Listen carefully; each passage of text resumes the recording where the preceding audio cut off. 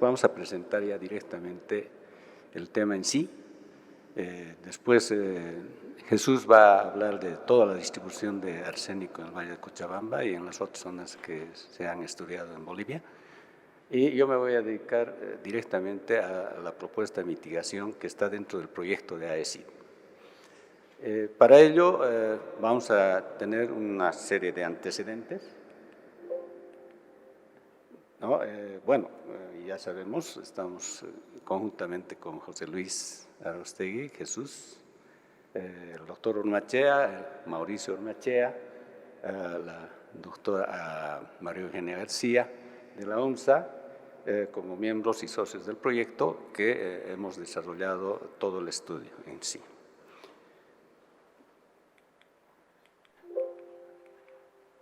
Bien, entrando en el tema técnico ya, de por sí, nuestro sistema de tratamiento está basado en dos contribuyentes principales.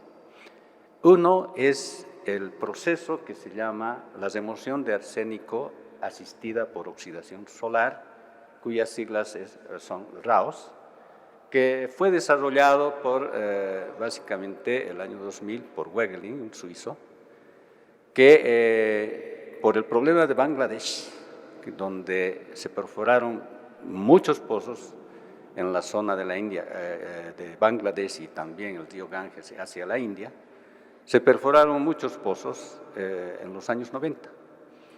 Y en los años 2000 o finales de los 90 empezaron a descubrirse grandes concentraciones de arsénico en la zona.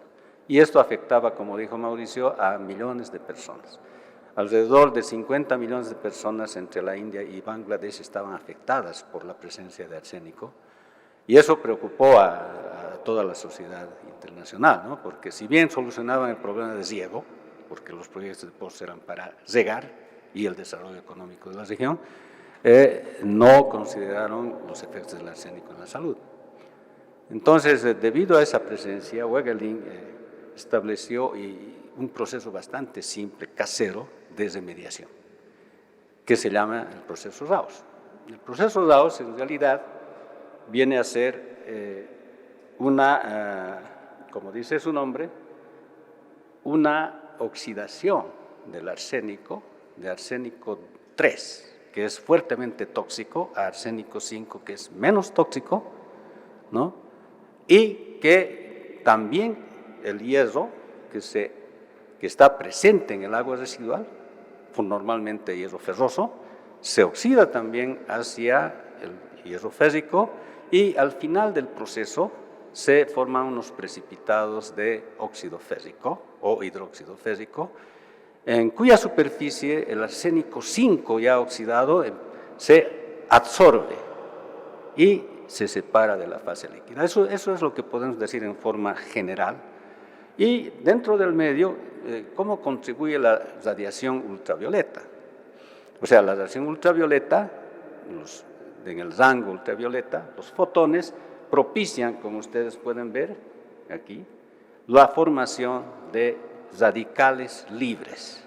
Radical citrato, radical superóxido, después tenemos el radical hidroxilo, y finalmente agua oxigenada. Entonces aquí hay unas reacciones Fenton que están metidas dentro del proceso. Es un proceso bastante complejo, pero al final tenemos la formación de precipitados y la absorción del arsénico sobre esa superficie. Esto, a ver, ¿dónde estamos? Aquí. Fue desarrollado en un sistema casero bastante simple, ¿no? Unas botellitas PET, ¿no? Donde originalmente, ¿no es cierto?, en Bangladesh, las aguas subterráneas que tenían presencia de arsénico de 5 ppm de hierro, por ejemplo, y había presencia natural de hierro, y una concentración entre 100 a 150 ppm de arsénico 3, entonces se podían remover solamente con unas 4, añadiendo citrato o jugo de limón, una fuente de citrato, que está dentro del proceso de la página anterior, y unas 4 horas o 5 horas de irradiación UVA del orden de 80 vatios metro cuadrado. Entonces, y había un 45 a 78% de emulsión, logrando disminuir la concentración, que en esa época, en el año 2000, la norma de Bangladesh establecía como 50 ppb. Entonces, fue una solución casera bastante importante.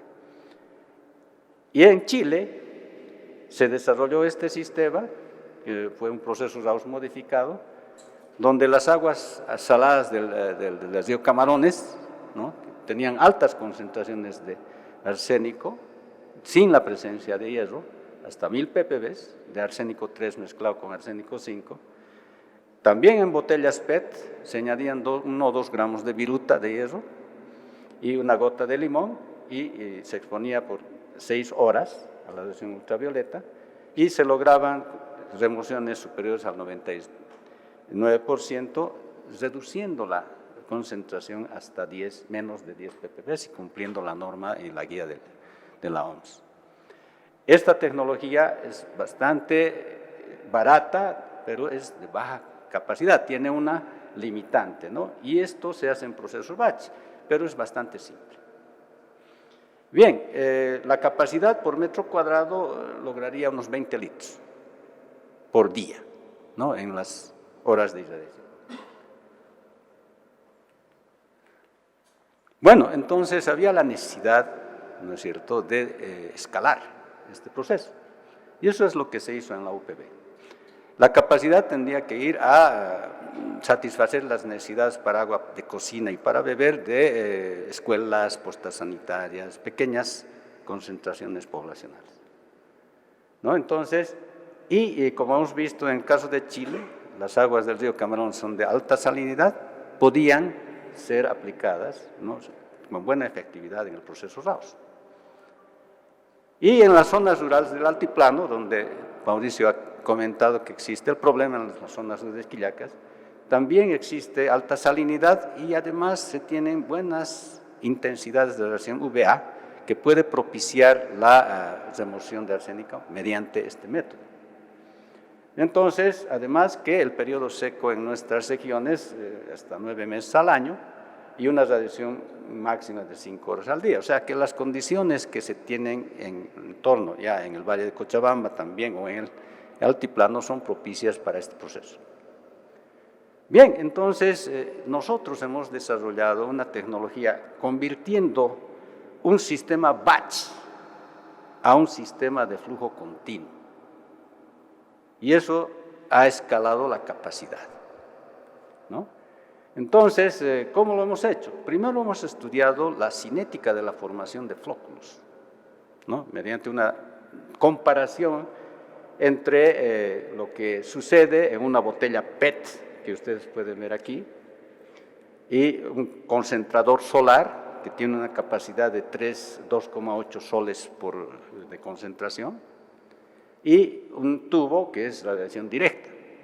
Hemos comparado qué pasaba con la remoción de arsénico en aguas de pozo con adición de 1000 miligramos por litro, ¿no? O sea, agua artificial, porque no sabíamos que en nuestra universidad el agua tenía o no concentración de arsénico.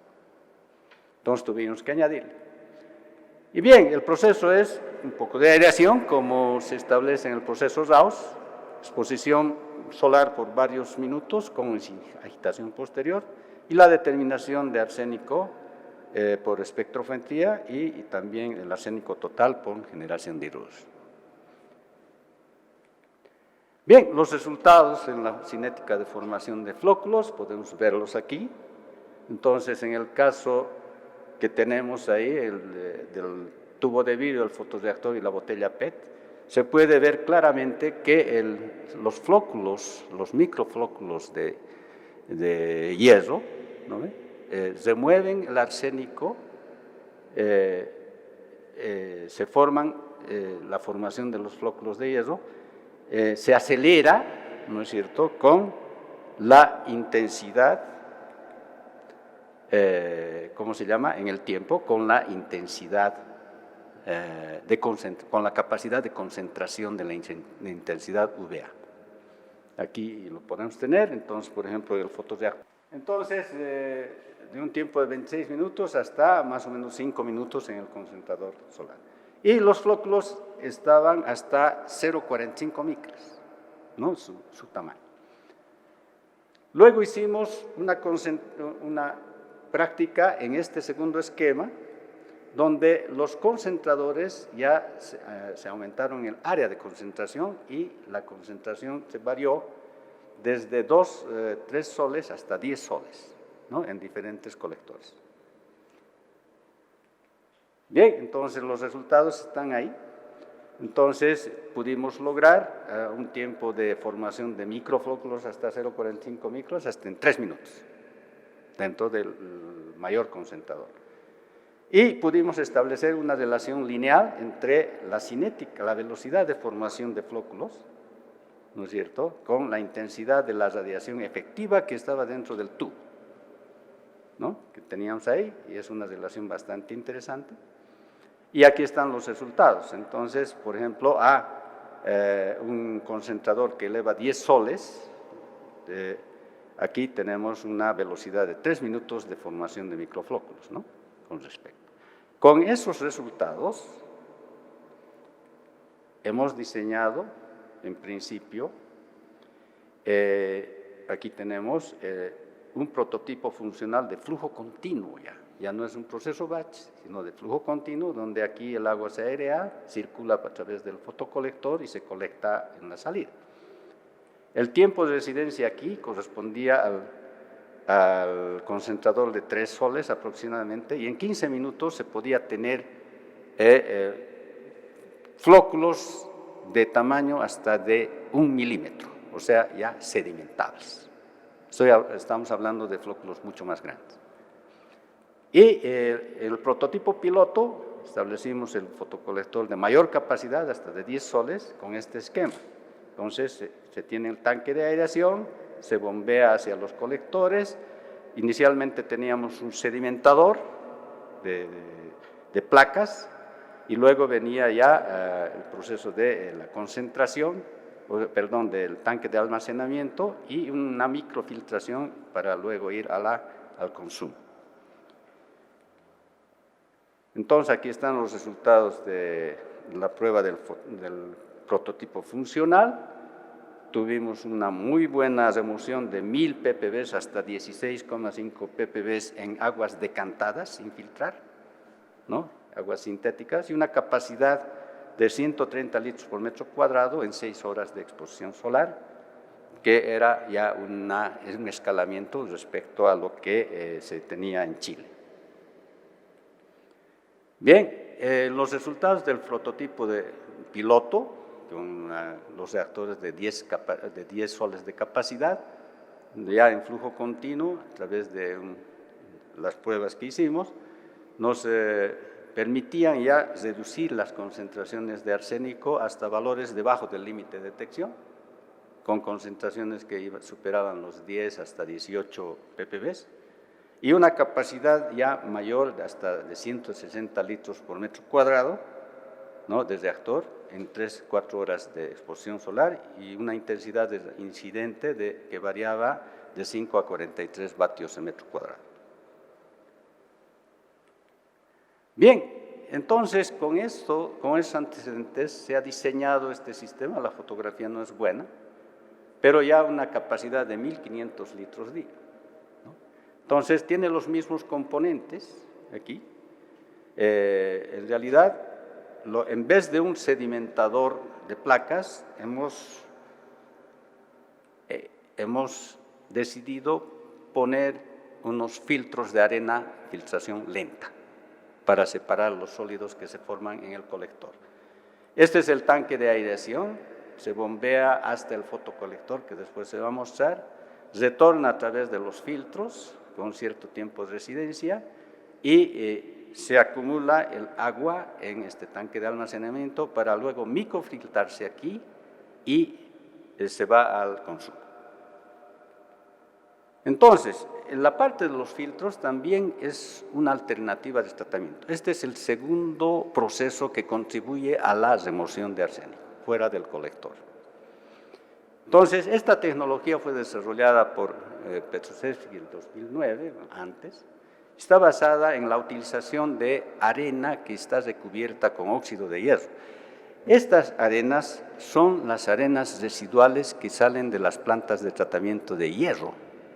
Cuando se tienen pozos con alto contenido de hierro, se tratan y se recubren de óxido de hierro a través del tiempo.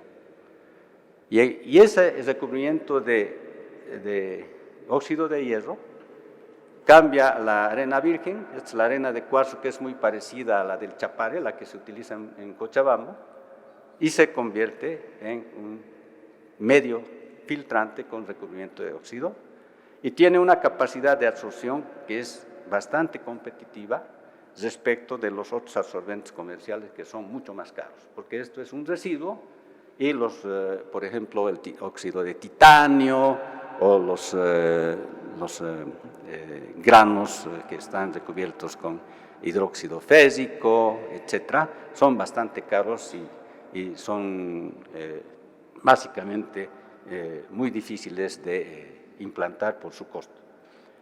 Entonces, el tiempo de contacto del lecho vacío debe ser de 30 minutos y tiene que tener una velocidad de 5 metros hora. Es una filtración lenta y con estos parámetros se puede diseñar el tamaño del filtro. Bien, el tema del colector es el colector tipo Fresnel, que tiene una capacidad de 12 a 14 soles, y el tiempo de residencia lo hemos respetado para la formación de los microflóculos que después se filtrarán un tiempo de residencia de 3 minutos. Bien, los resultados que tenemos en la UPB, tenemos esta secuencia, hemos operado el sistema desde julio de este año y tenemos datos hasta anteayer, o sea, el 21 de febrero, y podemos observar que existe una buena remoción del arsénico a un flujo bastante alto. O sea, el consumo de agua en la cafetería de la UPB es 2.000 litros día y la capacidad de diseño que se ha implantado en la UPB es de 1.500. O sea que estamos con un flujo que supera la capacidad y aún así estamos teniendo estos resultados de remoción. Muy bien, en Quillacas hemos instalado un sistema similar. Aquí están los componentes, aquí están los colectores y tenemos estos resultados. La diferencia en la calidad con las aguas de la UPB es bastante seria, ¿no? El agua de Quillacas tiene un alto contenido de boro, alta conductividad específica por la presencia de sodio y cloruros de origen salino, precisamente, y sulfatos, nada despreciable, y hierro, bastante poco, ¿no? Y manganeso también un poco. Están superando un poco la norma, pero existe. Entonces, las dosis que se han empleado en ambos sistemas, en la UPB y en Quillacas, son los mismos, las mismas condiciones de operación. Se diseñó la planta para 1.500 litros día también, ¿no? Pero el consumo de agua promedio es bastante bajo en Quillacas, llega entre el 10 al 15%. O sea, ¿qué quiere decir? Que la capacidad instalada en Quillacas puede todavía ser utilizada en la población externa a través de una pileta pública. Y eso es lo que hemos concertado con las autoridades originarias de Quillacas, y ellos ya han invertido en trasladar la pileta hasta fuera de la escuela donde hemos instalado el colector y todavía la van a extender hacia un retén policial que está más accesible hacia la carretera. Entonces, vamos a tener un impacto un poco mayor al que habíamos previsto, ¿no? El consumo es bastante bajo, es una escuela de 80 niños, ¿no? Habíamos previsto un consumo de 5 litros diarios, pero eso es excesivo. Entonces, se puede consumir más. Bien, bueno, las conclusiones ya son obvias, el sistema es eficiente. Si vemos la efectividad de Quillacas, aquí tenemos concentraciones que van hasta 80 ppb y se reduce hasta debajo de 5 ppb, ¿no?, en el sistema, donde los contribuyentes son también la radiación solar con el fotocolector y el filtro de arena, ¿no?, los dos. El boro no interfiere, o sea, la presencia de boro no está interfiriendo. Los resultados que tenemos son parecidos a los que se reportan con este sistema de filtración, por ejemplo, a nivel mundial, ¿no?, en otras localidades. Y los consumos de reactivos son razonables, estamos en el orden de 7 a 10 ppm de ambos reactivos, del citrato y del hierro. Y bueno, ya hemos comentado el consumo de Quillacas. ¿Qué tenemos que hacer? Hay que establecer los costos por metro cúbico. Y esto significa costos de inversión, costos operacionales, que estamos en proceso de hacerlo. Y hay que analizar las posibilidades de escalamiento y replicabilidad de este sistema. Hay publicaciones referidas a nuestro estudio desde el 2010, básicamente, ¿no?, en revistas internacionales y también en la revista de la universidad. Muchas gracias por la atención.